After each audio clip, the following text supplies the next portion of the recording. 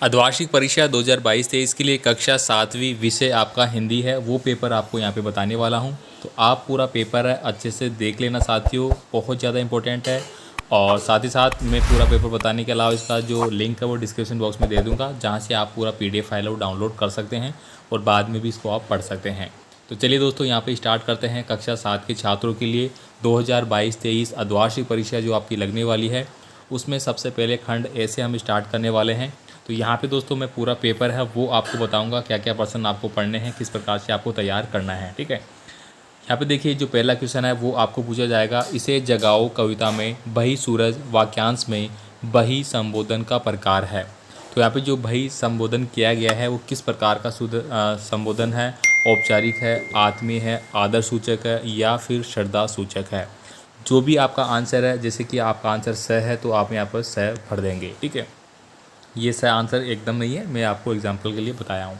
Next देखिए, यह कर्तव्य हमें पूरा करना है, फिर इससे दिल्ली का बादशाह नाराज हो या दुनिया का बादशाह। ये बात है वो किसके द्वारा कही गई है। हृदय को उज्जवल और निष्कलंक रखने का जो उपाय है वो क्या है, खूब सोना, भरपूर सोना, एकाकी रहना या बुरी संगति से बचना। तो हृदय को उज्जवल और निष्कलंक यानी कि आपका हृदय है वो किस प्रकार से भी कोई कलंकित ना हो, इसके लिए हमें क्या करना चाहिए, बुरी संगति से बचना चाहिए। सीधी सी बात है। समझदार आदमी के शाम वाली बस से सफ़र नहीं करने की वजह थी। दोस्तों ये चैप्टर आपका आरटी क्लास में भी इंक्लूड किया गया थोड़ा सा। तो यहाँ पे दोस्तों समझदार आदमी जो थे वो शाम वाली बस में सफ़र करने की वजह क्या थी, क्योंकि बस है वो खटारा थी। यहाँ पे देखिए, क्रांतिकारियों में अपने प्राणों की आहुति देने वाले अग्रण्य थे।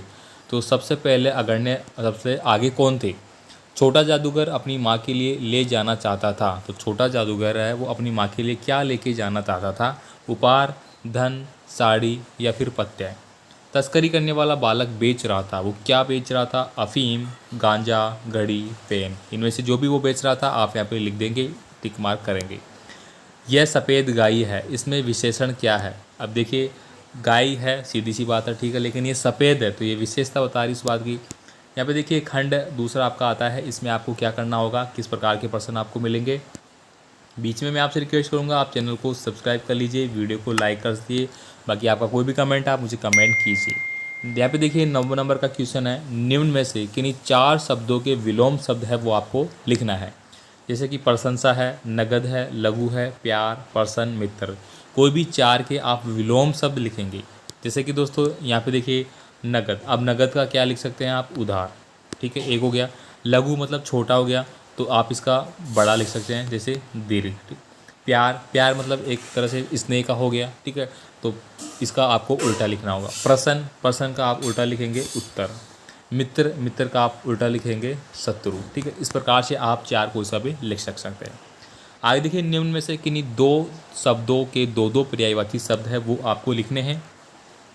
जैसे कि सूर्य दिया गया है, अब सूर्य का आप लिख सकते हैं दिनकर हो गया, रवि हो गया, लिख दिया आपने। ठीक है, फूल, आप फूल का लिख सकते हैं। आँख, आँख का आप लिख सकते हैं नेत्र, लोचन, चक्षु। हाथ का आप लिख सकते हैं कर, इस प्रकार से।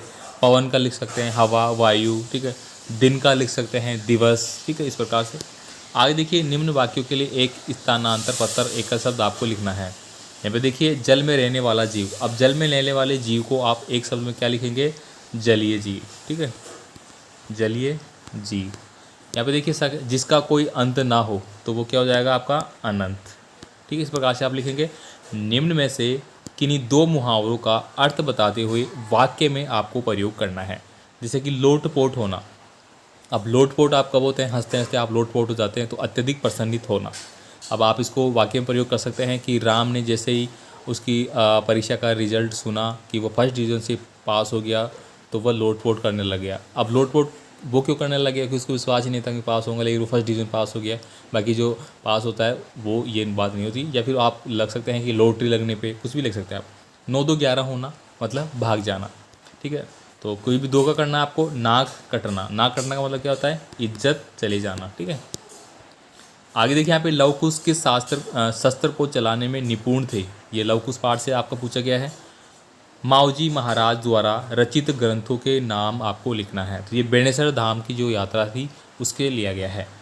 श्री राम के पैर धोकर केवट प्रसन्न क्यों हो गया था, तो ये केवट का जो प्रेम पाठ है उससे लिया गया है। विशेषण की परिभाषा बताते हुए उसके भेद आपको लिखना है।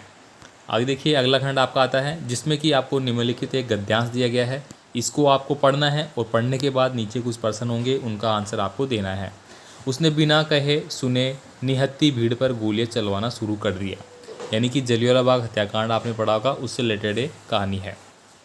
अब यहाँ पे देखिए ये गद्यांश किस पार्ट से लिया गया है वो आपको बताना है। ठीक है, कोई 1000 आदमी मारे गए और कई हज़ार घायल हो गए, सारे भारत में क्रोध की लहर जाग गई, तो ये जलियांवाला बाग हत्याकांड से है। रेखांकित शब्दों के अर्थ है वो आपको बताने हैं। अब रेखांकित शब्द कौन से, देखिए यहाँ पे निहत्ते ये रेखांकित है, दर्दनाक ये हो गया। ठीक है, 2 शब्द यहाँ पे दिए गए, इनके अर्थ आपको बताने हैं।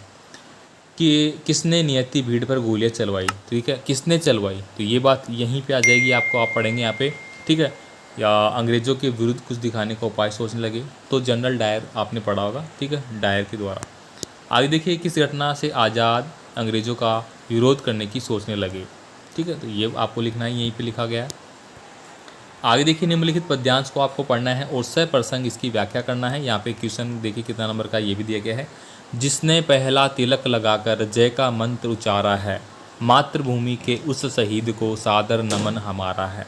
या तो आप ये कर लीजिए, या फिर दिया गया है भाई सूरज जरा इस आदमी को जगाओ, वक्त पर जगाओ, नहीं तो जब बेवक्त जागेगा ये, तो जो आगे निकल गए हैं उन्हें पाने घबराने के भागेगा ये।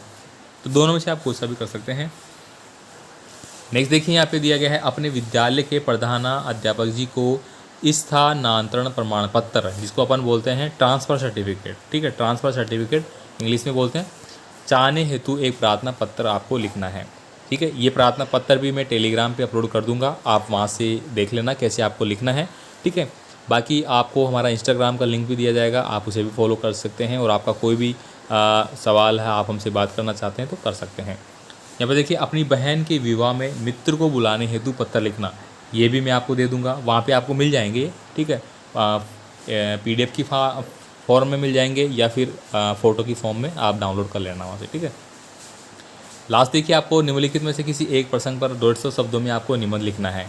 पर्यावरण प्रदूषण पे आप लिख सकते हैं, विज्ञान के चमत्कार पे आप लिख सकते हैं, अविस्मरणीय घटना जैसे कि कोविड-19 थी। दोस्तों ये अविस्मरणीय घटनाएं थी, एक प्रकार से कोविड-19 एक घटना ही मान सकते हैं, जो कि अचानक एक आपदा आती है किसी के पास, तो वो घटना ही होती है। तो ये कक्षा 7 का जो पेपर है वो मैंने आपको बता दिया है, जो आपके लिए बहुत ज़्यादा अति महत्वपूर्ण है।